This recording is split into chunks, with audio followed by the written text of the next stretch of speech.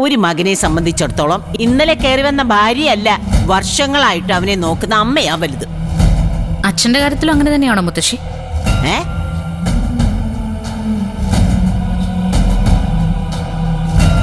അല്ല, അമ്മയെക്കാളും അവകാശം മുത്തശ്ശിക്കാണോന്ന്.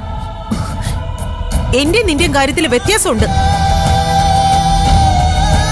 കുറെ കൊല്ലമായി ഞാൻ അങ്ങേരുടെ ഭാര്യയായിട്ട്. അതുപോലെയാണോ നീ? എത്ര ദിവസം ജീവിച്ചു നീ നിന്റെ ഭർത്താവിന്റെ കൂടെ?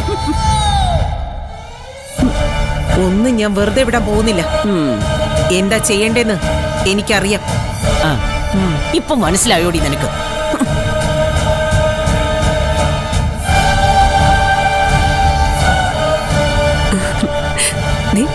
അവരെന്താലോചിച്ചിട്ടും ഒരു പ്രയോജനവുമില്ല.